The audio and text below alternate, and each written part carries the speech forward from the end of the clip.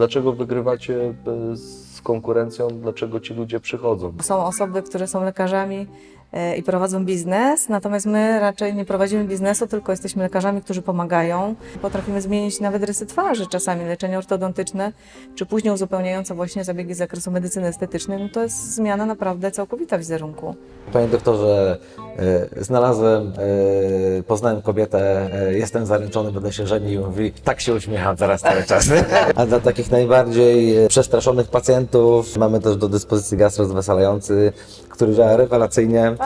Pacjent dostaje maseczkę, oddycha sobie przez cały zabieg, wdycha sobie ten gaz. Pacjenci się relaksują, no i wracają później, już nie chcą bez maseczki.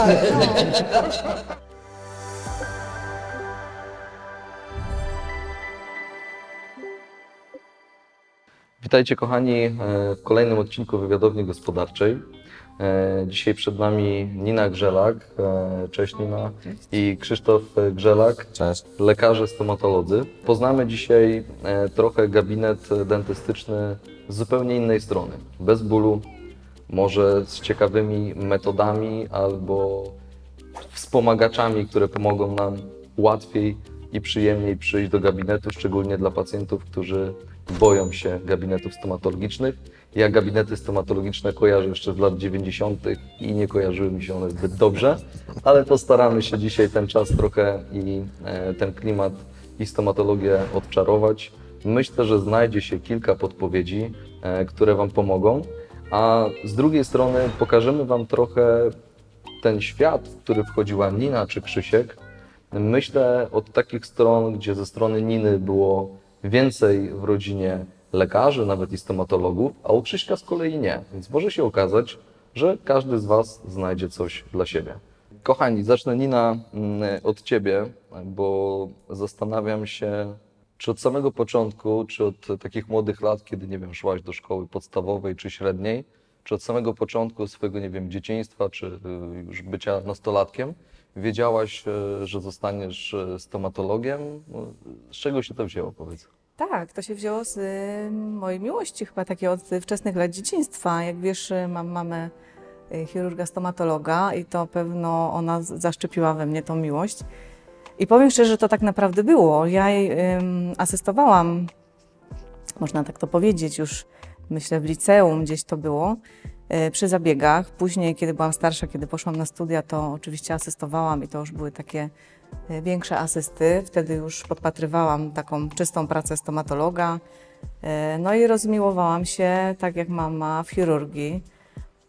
I w zasadzie poszłam tą drogą. No dzisiaj zajmuję się bardziej estetycznymi rzeczami niż chirurgia, ale nadal, kiedy mogę pomóc pacjentowi właśnie w ten sposób, no to odczuwam dużą satysfakcję. Także ja naprawdę od najmłodszych lat jest to we mnie zaszczepione.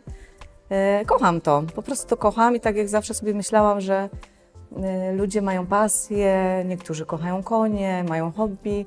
Często się zastanawiałam, gdzie jest to moje hobby, gdzie ta moja pasja i tak naprawdę nie tak całkiem dawno zdałam sobie sprawę, że tak naprawdę ja po prostu kocham stomatologię. I szkolę się, kształcę i robię to naprawdę z ogromną pasją. Uwielbiam.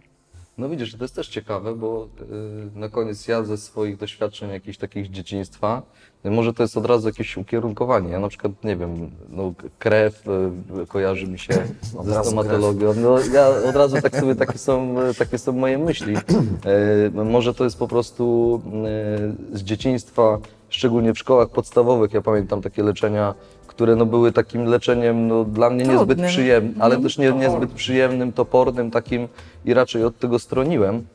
I dlatego się zastanawiałem, jak właśnie, no, mówisz, że mama, więc to akurat wiem. Chciałem też uwypuklić, pokazać widzom naszym, że dla Ciebie to nie był żaden nigdy problem, to nie było coś, od czego stroniłaś? Nie, albo obserwowałam, naprawdę od najmłodszych lat obserwowałam, lubiłam sobie uchylić nawet drzwi, bo mama miała gabinet w domu, więc uchylałam sobie drzwi i patrzyłam. Chłonęłam nawet ten zapach, bardzo lubiłam zapach, kiedy mama wraca wieczorem po pracy i pachnie po prostu tą stomatologią, tym gabinetem. Ale tak jest. Naprawdę, bo to jest specyficzny zapach No, nie da się tych ukryć. leków.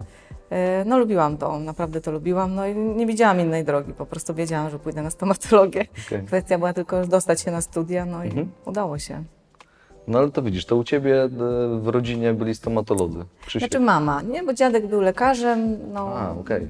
dalej nie wiem, ale rzeczywiście rodzina gdzieś tam lekarska z jakimiś tam korzeniami, nie? Mhm. No u Krzysieka, u Ciebie no, chyba nikt nie był stomatologiem, Nie, z tego u mnie co ja nie, wiem, więc u mnie nie było skąd u Ciebie ten kierunek w ogóle? Wiesz co, no właśnie, to jest dobre pytanie, bo mój ojciec zawsze przez całe życie mówił, zastanawiał się, co zrobił nie tak, że wychował na normalną osobę, a wyszedł stomatolog. Wystarczyło, że mnie poznał. Po prostu. Nie, i powiem Ci, no, że w latach takich rzeczywiście tam młodzieńczych, w szkole podstawowej, myślę, że miałem podejście bardzo zbliżone do Twojego, to znaczy, że miałem gabinety szerokim łukiem, nie? Nie była to moja ulubiona część szkoły, nie da się ukryć. Natomiast jakoś tak, nie wiem, myślę, że to tam w okolicach liceum taka myśl powstała, że po pierwsze jak gdyby przestałem się bać tych wizyt i nawet chodząc do swojego dentysty z wizyty na wizytę, jakby coraz bardziej mnie to ciekawiło. I można powiedzieć, że tak po nitce do kłębka no doszedłem do tego, że chyba, że to jest to, co chciałbym robić. Anina, powiedz, bo też masz jeszcze tradycje rodzinne, tutaj lekarskie. Czy trudno było sprostać takiej poprzeczce, że czułaś taką presję wewnętrzną czy zewnętrzną na to, żeby sobie właśnie w dziedzinie medycznej radzić? No właśnie nie, bo moja mama nigdy jakby nie stawiała chyba tych poprzeczek, jakby nie wymagała od nas, żebyśmy szli w jakimś konkretnym kierunku. Ona, tak to dzisiaj widzę, ona po prostu patrzyła, obserwowała, oczywiście podsuwała różne tam książki, a tu kupię jakąś książkę na początku o biologii po prostu, gdzieś tam w tych kierunkach jakichś biologicznych, ale patrzyła, co się komu podoba, bo tak naprawdę na początku myślała, że moja siostra pójdzie w tym kierunku i to ona dostała pierwszy mikroskop, jakiś tam taki zabawkowy. Ja bardzo lubiłam malować, rysować, ale to też jest potrzebne w stomatologii, bo jednak ta sprawna ręka i ta motoryka mała dłoni jest potrzebna. I tak naprawdę nigdy nie czułam presji. Tak jak Wam mówiłam, no ja po prostu sama gdzieś tam lgnęłam, podchodziłam do tego gabinetu, pomagałam potem sprzątać, oglądałam sobie z bliska te wszystkie sprzęty.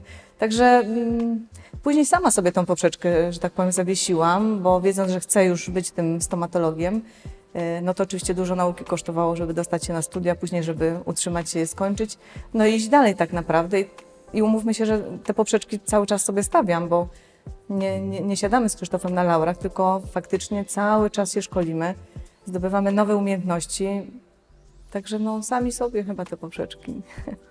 No ale tak to jest, jeżeli lubisz coś robić i jak gdyby to jest to Twoją pasją, fascynuje Cię to, no to jest oczywiste, że cały czas próbujesz się rozwijać, chcesz się rozwijać po prostu, chcesz robić coraz lepsze zabiegi, coraz więcej rzeczy, też przeprowadzać coraz bardziej kompleksowe leczenia dla pacjentów, tak żeby ten pacjent był zaopiekowany od A do Z tak naprawdę z każdej strony. No więc to... No przy czym my mamy o tyle dużo szczęścia, że jesteśmy razem z stomatologami, możemy się podzielić tymi specjalizacjami tak naprawdę, no bo trudno być dobrym we wszystkim. Ja też tak uważałam, że nie można być super z każdej dziedziny, także podzieliliśmy się. Krzysztof protetyka, implantologia i chirurgia. Ukradł mi trochę tą chirurgię, ale że zainteresowałam się medycyną estetyczną, no to stwierdziłam, że może faktycznie ta ortodoncja byłaby dobrym pomysłem, zwłaszcza, że na studiach też o tym myślałam. Natomiast jako, że mam zaszczepione z domu chirurgię i te wszystkie zabiegi, no to zaczęłam od tego, no ale po 10 latach gdzieś tam przerzuciłam się i teraz no, w ortodoncji, medycynie estetycznej, także pomagam, upiększamy pacjentów. Okej, jeszcze byliśmy przy edukacji, no i studia skończone i co dalej? I co było dalej? Co było dalej? No skończenie studiów to tak naprawdę początek, a nie No. koniec całego rozwoju. Tak. Bo studia dają Ci taką podstawę, nakreślają Ci jak gdyby każdy obszar stomatologii, których jest tam 5 czy 6 powiedzmy takich głównych. No ale to już od Ciebie potem zależy, w czym się chcesz specjalizować. Jaką drogę wybierzesz.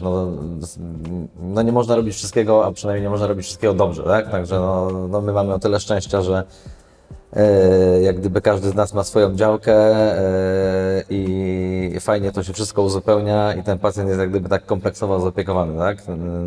Więc myślę, że to jest też taki nasz duży plus, że nie musimy pacjentów odsyłać gdzieś tam po innych gabinetach, tylko wiemy, że jesteśmy w stanie zapewnić takie leczenie, że jeżeli ten pacjent już do nas trafi, to jesteśmy go w stanie zdiagnozować po prostu od początku do końca i plan leczenia zaordynować taki, żeby to wszystko było od A do Z zrobione.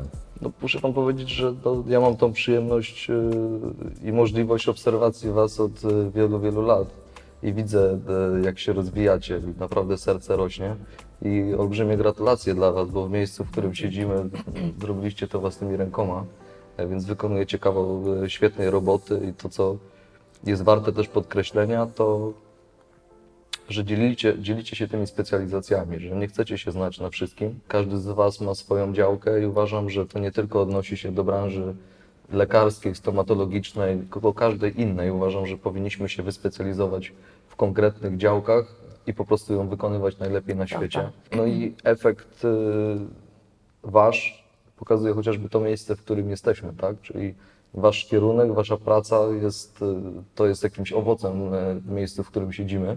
Więc gratuluję Wam i mam nadzieję, że się nie zatrzymujecie, że idziecie cały czas do przodu, tak jak idziecie z tym pędem i tego Wam oczywiście No mamy życzymy. plany, mamy już kolejne szkolenia przed nami. Wybieramy się, także dalej idziemy. Fajnie. Ale to pójdę jeszcze w jakieś takie pytanie może bardziej zaskakujące. Jak się, Krzysztof, pracuje z żoną? Teraz nie. Możesz powiedzieć szczerze, wiele osób nas nie ogląda. Zaczynamy. Tak jak już mówiliśmy wcześniej, my jak gdyby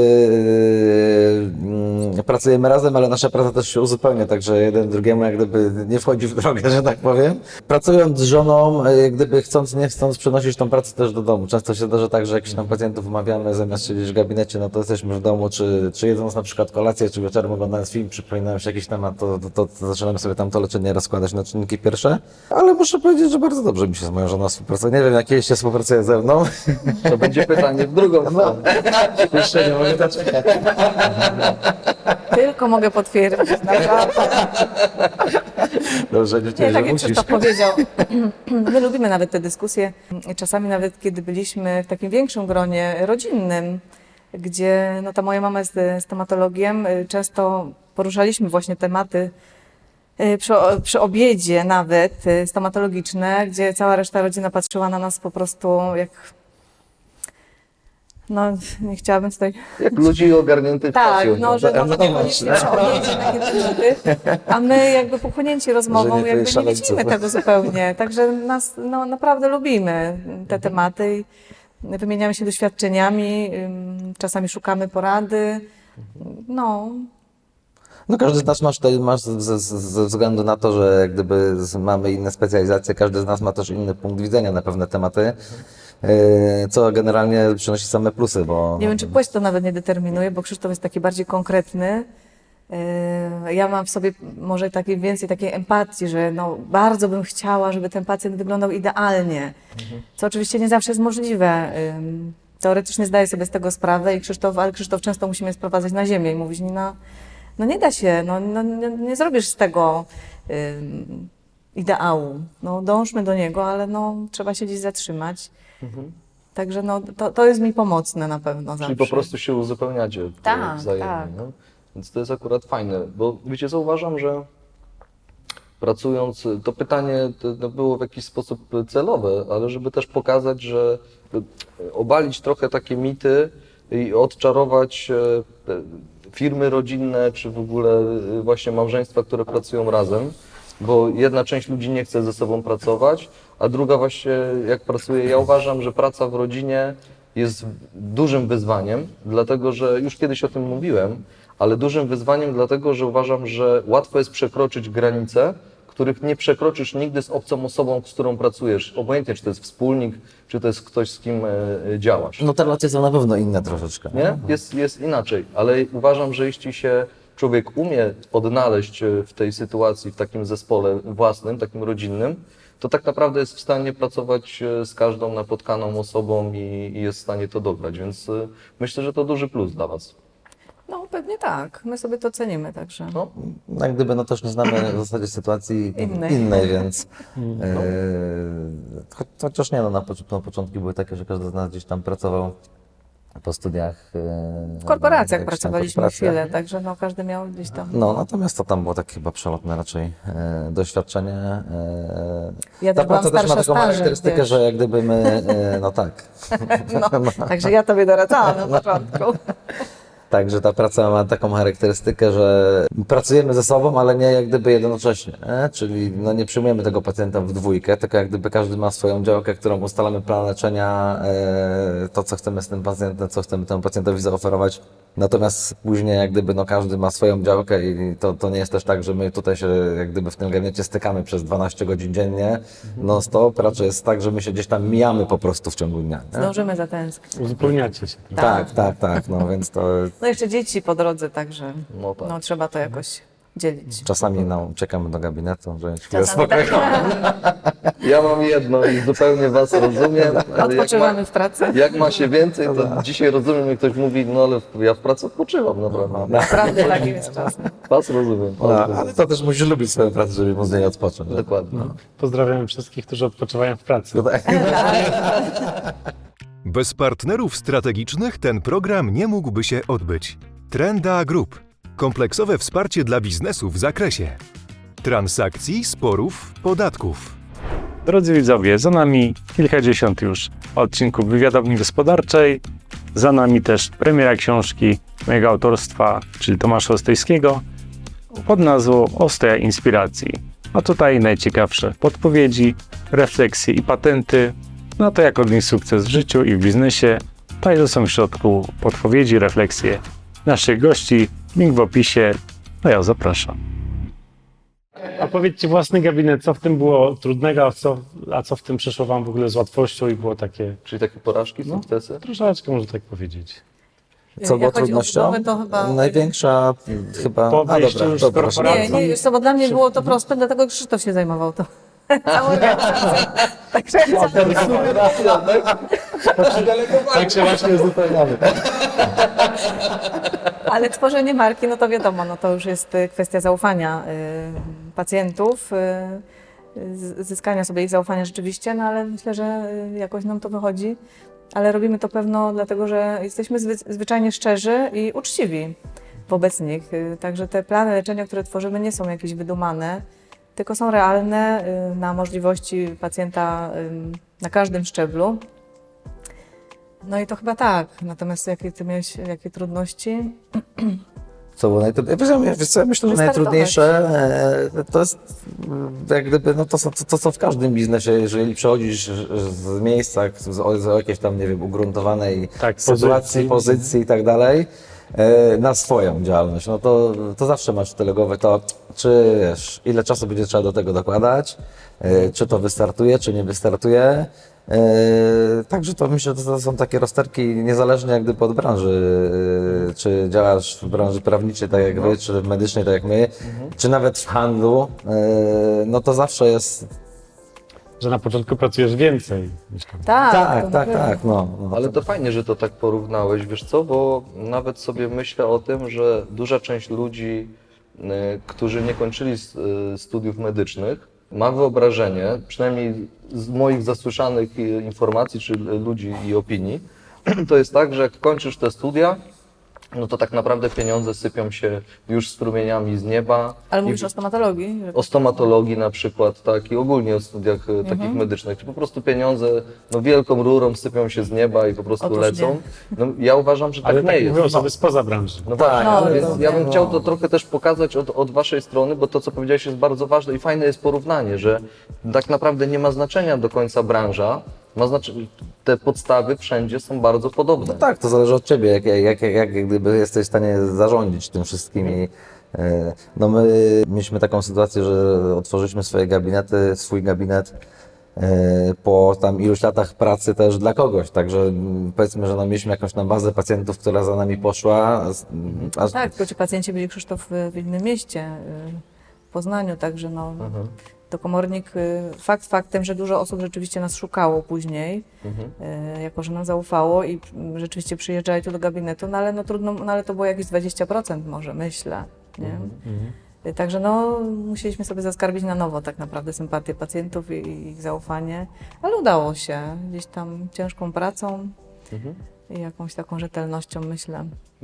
Tak, no byliśmy zaskoczeni, bo sądziliśmy, że zanim jak gdyby się tutaj zakorzenimy, pacjenci nas poznają, jak gdyby będziemy tu kojarzeni z otoczeniem, to minie kilka miesięcy. Natomiast od pierwszego miesiąca po prostu był, no, można powiedzieć, efekt wow, że startując z firmą udało nam się nie dołożyć ani złotówki przez żaden miesiąc, a nawet po pierwszym miesiącu, żebyśmy do przodu. Także Super. Tak, no, też byłam naprawdę zaskoczona, to było takie pozytywne zaskoczenie po tej niewiadomej po prostu Tak. podczas tworzenia tego miejsca. Nie? Czyli widzicie, z drugiej strony no lepiej zawsze zakładać ten czarniejszy scenariusz i jakoś się na to No tak, przygotować. zdecydowanie. To myślę, że wtedy jest łatwiej po prostu wejść przygotowanym, nie? No, lepiej się rozczarować pozytywnie zawsze. Czyli to znieczulenie zawsze wchodzi, kurde, w Tak. bramę. Widzisz, no. Nie ma bólu. Ani róż. Myślę, że po części odpowiedzieliście, ale może chcielibyście to w jakiś sposób uzupełnić. Dlaczego wygrywacie z konkurencją? Dlaczego ci ludzie przychodzą? Czy to jest tylko kwestia dobrej roboty, czy jest coś specjalnego, jest coś ekstra? Chcielibyśmy pokazać Was, ale też branżę. Może ktoś jest na takiej drodze, gdzie jest po studiach, czy jest na początku drogi, tak jak Krzysztof powiedziałeś, i zastanawia się, czy iść gdzieś do korporacji, złapać trochę doświadczenia i dopiero zakładać swój gabinet, czy od razu zakładać. Więc Wasze takie porady i Wasza taka rozmowa, uważam, jest bezcenna. No bo ja nie wiem, czy się wcześniej spotkaliście, zakładając swoją firmę, czy idąc w tym kierunku, że ktoś Wam powie, no może mama mogła powiedzieć ze swojej strony, tak? Ale czy moim zdaniem brakuje czegoś takiego na rynku w każdej branży, po to trochę jest ten program, żeby pokazać każdą branżę od takiej strony, co zrobić, czyli Waszych kroków. Jak zacząć po prostu, nie? Znaczy, wydaje mi się, że zdobywanie doświadczenia jest mega istotne akurat w naszej branży, bo to, czego nas nauczą na studia, oczywiście 4., no może już 3. rok, nie? 4., 5. na pewno są jakieś zajęcia praktyczne z organizmem żywym, tak, z pacjentami. Natomiast no, one tak nie przygotują w 100%. My wiemy, co robić, znamy wszystkie techniki, materiały i tak dalej, natomiast samo wyrobienie w sobie takiej płynności w pracowaniu, no to wymaga jednak chwilę popracować z tym pacjentem. Także myślę sobie, że jeżeli ktoś nie ma możliwości pracy, tak jak ja na przykład, wystartować w domu rodzinnym, w gabinecie u rodziców, no to raczej myślałabym, żeby jednak skorzystać z pracy w jakimś gabinecie, zatrudnić się po prostu. No tak, tam bo nabyć to doświadczenia. trzeba jak gdyby poznać to życie od poczewki, bo Tak. w życie gabinetu to nie polega na tym, że ty wejdziesz, staniesz przy fotelu, przyjmiesz Tak, to jest pacjenta i droga wyjdziesz. rzecz. To jest cała logistyka po prostu dookoła, także to tak jak w każdej zarządzanie firmie. samo. Trzeba też, tak mama mi zawsze powtarzała, że zaczynałam od asystowania jej tak naprawdę, bo ważne jest, żebym wiedziała, czym ta asysta się tak naprawdę zajmuje, czego mam od niej wymagać, czy ona dobrze wymiesza na przykład masę, przygotuje materiał, jak poda, jak mam ja sama nawet trzymać ręce, żebym w przyszłości nie nabawiła się bólu kręgosłupa. To są naprawdę takie wskazówki, które otrzymują od lekarzy starszych stażem. No i samemu wejść od razu po studiach do swojego gabinetu, myślę, że to jest bardzo Można trudne. dużo błędów zrobić. Myślę, że to No. można sobie jak Tak. gdyby strzelić w kolano, tak, że No. to... Trzeba posłuchać, rzeczywiście trzeba mieć tą cierpliwość, posłuchać, co mówią starsi, ale chcieć też słuchać, nie? Bo są osoby takie, które, no nie, on jest najlepszy, on wie, on przecież skończył studia, no ale no niestety nie, no trzeba trochę pokory i To jest bardzo A wartościowe. kto jest dla Was pacjentem i z czym ludzie przychodzą, żeby jesteście w stanie najlepiej właśnie pomóc?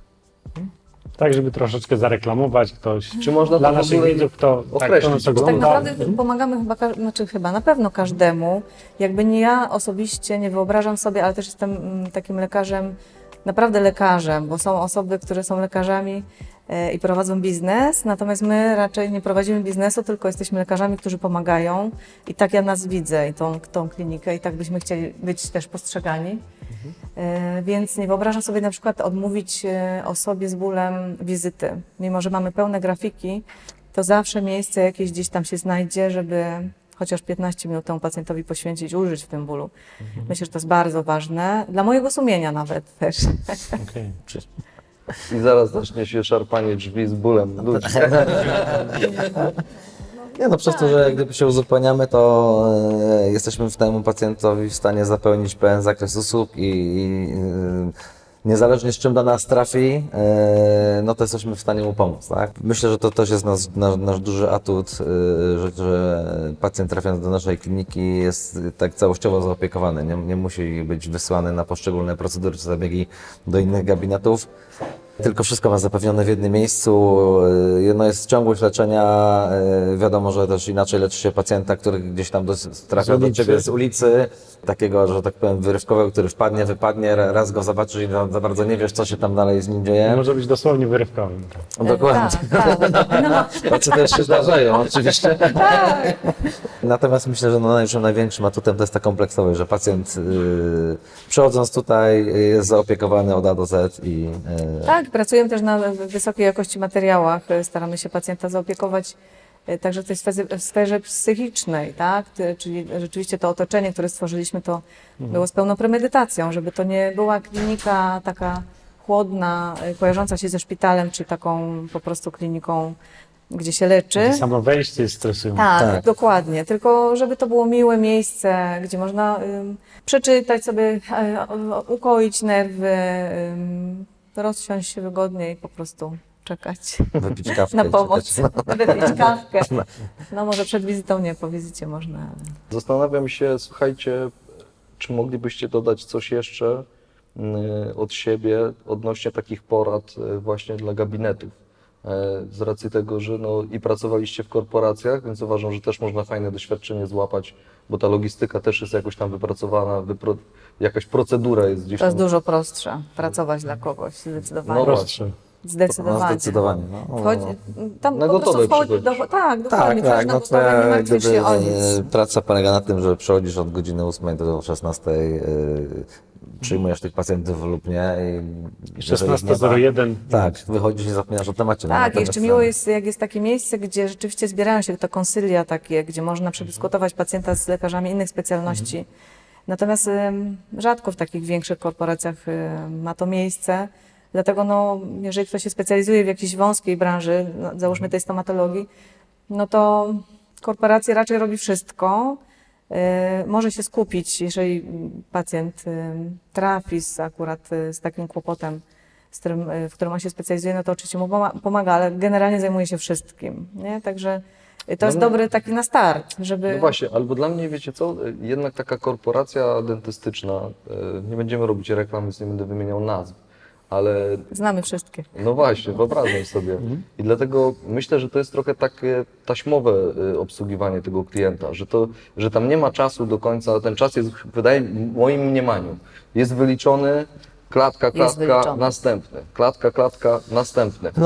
No tak, bo to Zgadza wynika się? też z tego, że jak gdyby z charakterystyki tych korporacji, że Tak. większość tych leczeń to są leczenia tak zwane abonamentowe, więc to ten pacjent też jest jak gdyby tam inaczej przyjmowany, inaczej zaopiekowany, bo on jest slotem po prostu tam 30-minutowym w całym dniu i No ktoś, kto chce kompleksowego leczenia i chce być zaopiekowany, to na pewno nie może trafić do korporacji. To raczej musi szukać gabinetów takich jak nasze, gdzie wie, że zostanie zaopiekowany, że ta opieka będzie rzeczywiście całoroczna czy wieloletnia, a nie, że skupimy się na jednym zębie i Zdobyliśmy też informacje, tutaj taki plebiscyt Orły Stomatologii 2021, 22, 23. Możecie powiedzieć, co to jest za plebiscyt i za co zostaliście wyróżnieni? chyba za całokształt. to znaczy wyróżnienie jest. Ja w ogóle byłem zaskoczony, jak zobaczyłem, gdzieś tam mi się raz czy drugi obiło o uszy, że taka nagroda została nam przyznana. Natomiast to są z tego, co się orientuję, to są nagrody przyznawane jak gdyby na podstawie opinii pacjentów i tam ilości pozytywnych komentarzy i tak dalej, więc Okej, więc Czyli musi być pozytywny wydźwięk jakby w tych opiniach. na podstawie Zresztą do badań nas- tego, co mówią pacjenci. Tak, I w opinii w internecie. internecie, no Tak. bo Tak, opinii tak. w internecie, które czytaliśmy na wasz temat w różnych źródłach, bo patrzymy sobie też na takie źródła, no to nie ukrywam, że są no, bardzo pozytywne i miło Cieszy się o nas to. was wypowiadają. ale rzeczywiście mamy Więc to dużo nie poleceń. jest uznanie tak ze strony konkurencji czy kogoś, Dokładnie. że tylko właśnie pacjentów i tego, z czym oni wracają do domu. Tak, jak oni nas widzą. no to jest, muszę wam powiedzieć, taka jedna chyba z najbardziej satysfakcjonujących rzeczy, Po pierwsze, kiedy widzimy, że ci pacjenci do nas wracają, leczą się latami, przychodzą rodziny, przyprowadzają swoje dzieci, żony, ale też często zdarza się tak, że pojawiają się pacjenci, którzy przyjeżdżają do nas setki kilometrów po prostu. Ja byłem w szoku kilka razy, bo przyjeżdżają na przykład do nas pacjenci z Zielonej Góry, i też z polecenia, także to naprawdę jest super miłe i takie dające satysfakcję z pracy, że ktoś jest w stanie do Ciebie przejechać bardzo duży kawał drogi, żeby... Ale też koledzy lekarze tak naprawdę czasami podsyłają nam pacjentów, bo wiedzą, na przykład oni nie zajmują się daną działką stomatologii i wiedzą, że mogą nam zaufać, bo wiedzą, że dobrze wykonamy zabieg. Także to też jest fajne, że gdzieś tam branżowo mamy zaufanie. No jest to praca taka znajomych. dająca dużo satysfakcji. Tak. A gdybyśmy mieli pójść w takie kierunki, z czego Nina najbardziej jesteś dumna z przestrzeni ostatnich lat, czy wszystkich, całego Twojego doświadczenia życiowego, zawodowego, możesz powiedzieć, co chcesz, z czego jesteś najbardziej dumna? Na pewno z dzieci, Super. ale jak chodzi o sferę zawodową, to bardzo podoba mi się miejsce, w którym dzisiaj jestem. I dumna jestem z tego, że mam cały czas siłę i energię do tego, żeby się rozwijać. I nie tak dawno słyszałam od swojej mamy, że mnie podziwia, że rzeczywiście mimo tych wszystkich obowiązków, trudności, które gdzieś tam mamy, no to idę do przodu. No, to też wiąże się z tym, że lubisz to, co robisz. Gdyby jest to dla No Ciebie tak, myślę, że to jest pasja. podstawa, ta moja pasja, to co mówiłam na początku, że traktuję to trochę jak hobby No tak. i rozwijam się naprawdę, to jest super. Krzysztof, a do Ciebie to samo pytanie? Do mnie samo pytanie. No dla mnie takim najbardziej satysfakcjonującym momentem zawsze jest jak zakończenie leczenia, szczególnie takiego kompleksowego, kiedy przychodzi do nas pacjent z wieloma brakami w uzębieniu, czy z nieodpowiednim zgryzem i to leczenie trwa rok, półtora czy 2 na przykład. I ten ostatni moment, kiedy jest ten finalny efekt i to widać po prostu, że ci pacjenci no, zmieniają podejście do Odżywają, życia po nie? prostu, nie? Może to brzmieć troszeczkę jak banał, ale naprawdę To wielu zmienia ich życie pacjentów czasami, dziękuję nam po naprawdę. prostu. Z wieloma stajemy się po prostu przyjaciółmi, znajomymi, takimi na wiele lat, bo no, ten uśmiech naprawdę zmienia ich życie. Także to jest mega satysfakcjonujące.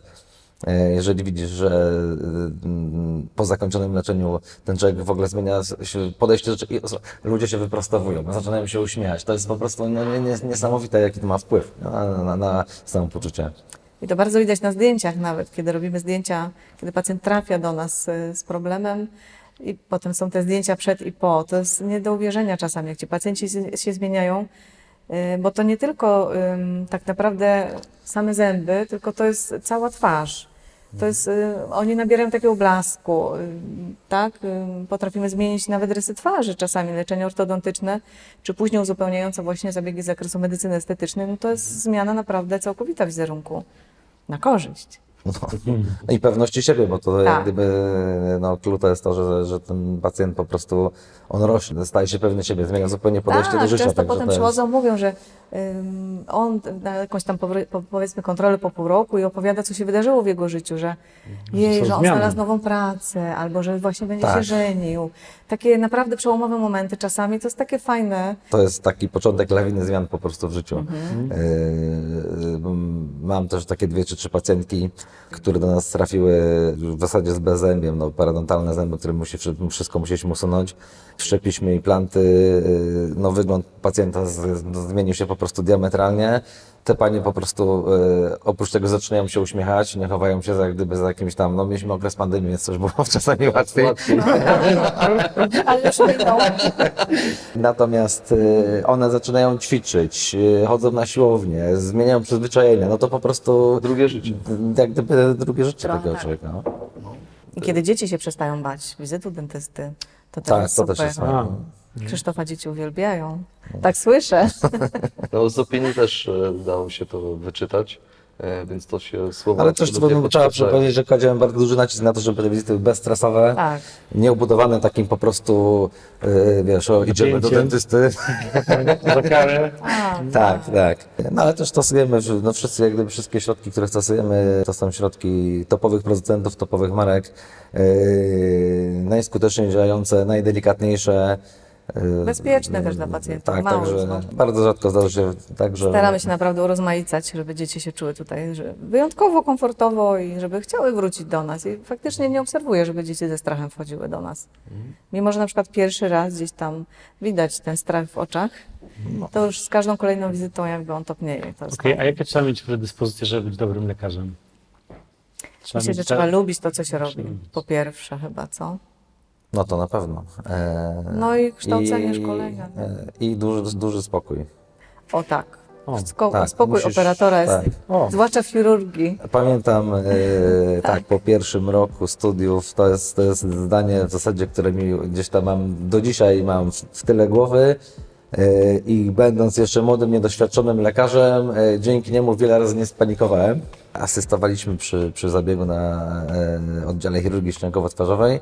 Wszyscy oczywiście byliśmy przestraszeni, bo oprócz tego, że mieliśmy pacjenta, który był otwarty, tam, no to oprócz tego, że musieliśmy trzymać te haki, no to jeszcze byliśmy odpytywani, a co to jest, a co to jest? A wiadomo, że po pierwszym roku z taką dawką adrenaliny to po prostu tam człowiek Wiedza musiał się topniała skupić. z każdym Dobre. No tak jest. Lekarz, który operował, przeciął tętnicę, krew zaczęła sikać, patrzy tak na nas. Wszyscy pobledli. Wszyscy po prostu tam stoją i tylko patrzą, żeby tą krwią nie dostać i pyta się, co jest najważniejsze podczas operacji. A my to każdy już milion myśli po prostu, mówi, spokój operatora. Wziął igłę, cyk, cyk, zaszył, do widzenia.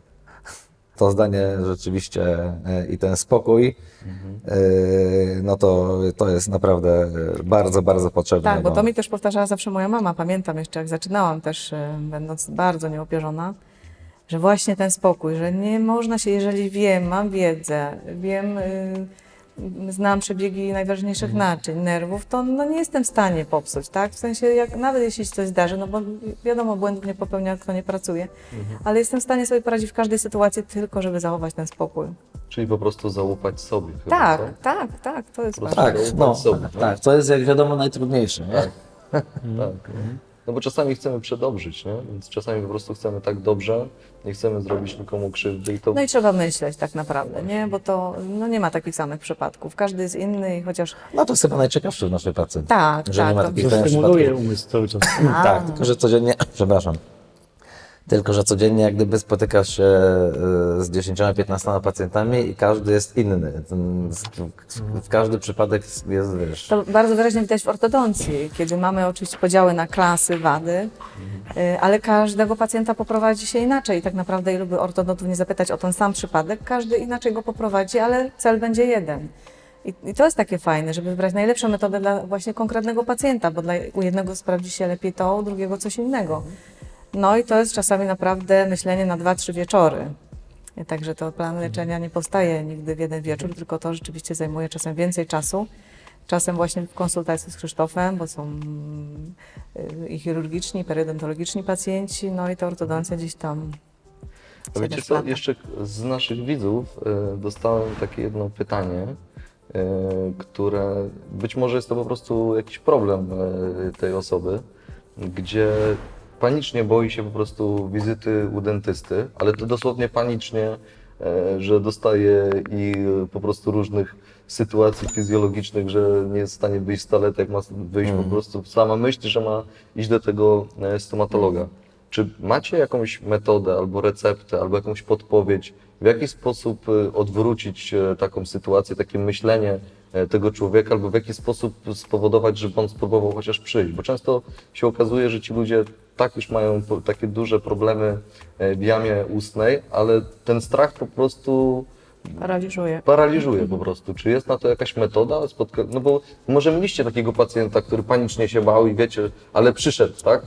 Znaczy wiesz co, jak ktoś już przyjdzie, to już przełamał ten pierwszy strach i później to jest już tak naprawdę właśnie twój Łatwiej. spokój. Tak, łatwiej pokazać, wytłumaczyć dobrym słowem, tą delikatnością taką, tak? To naprawdę bardzo dużo zależy, myślę, od tego, na kogo trafi taki pacjent, na jakiego lekarza.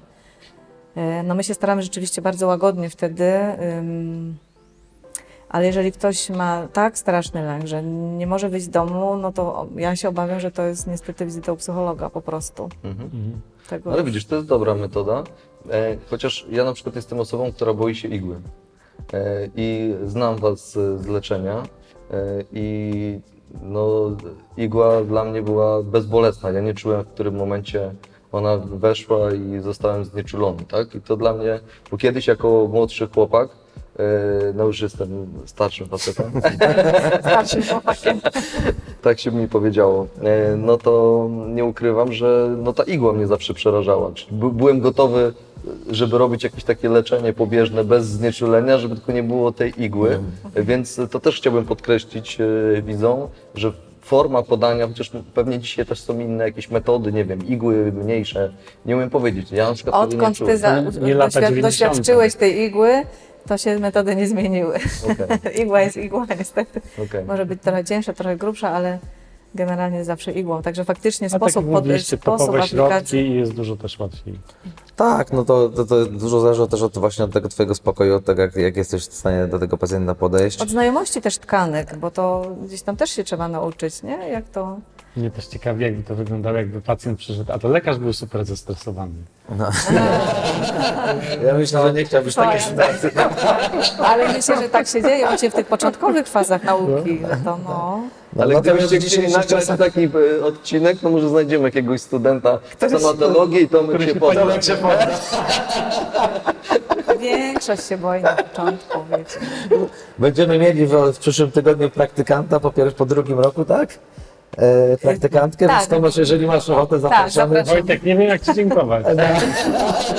Daj spokój. Zawsze możesz na mnie liczyć.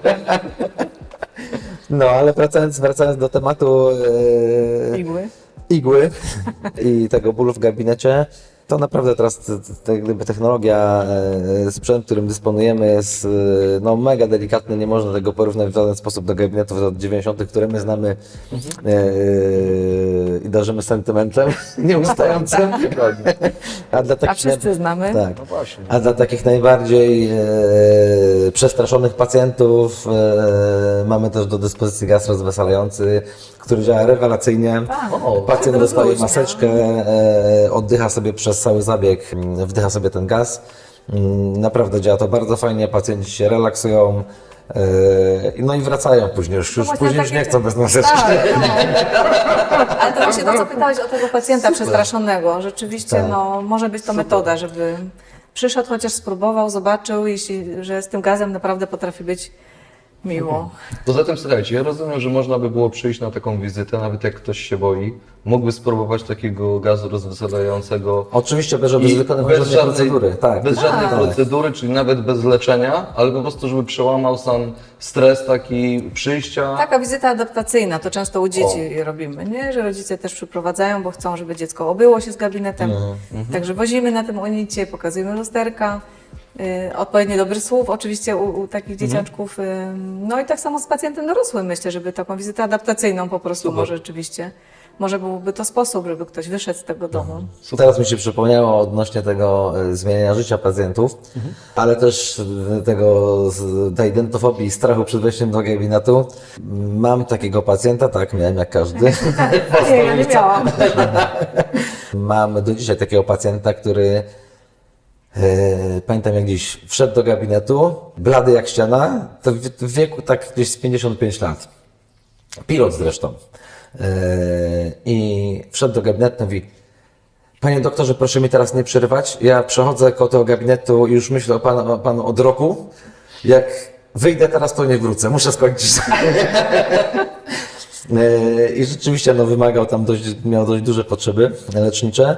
Natomiast zdecydowaliśmy się rzeczywiście na użycie tego gazu rozweselającego. Pacjent regularnie przechodzi przez tam dłuższy czas. No, wyprowadziliśmy go, wręcz już później prosił nas, żebyśmy coś jeszcze zrobili, bo on jeszcze by chciał. I później tam wiadomo, że zaczął przychodzić na te wizyty takie kontrolne co pół roku. I chyba po roku czy po półtorej mówi: panie doktorze, poznałem kobietę, jestem zaręczony, będę się żenił. Mówi: tak się uśmiecham teraz cały czas. Ja mówię: bardzo dobrze. No. Także to naprawdę niezależnie od wieku, czy to jest dziecko, czy to jest osoba dorosła, ten gaz działa rewelacyjnie. Chociaż ten pacjent akurat, o którym teraz mówimy, po zakończonym zabiegu, jak już się tam doszedł do siebie, mówi: pamiętaj, że to chyba nie działało.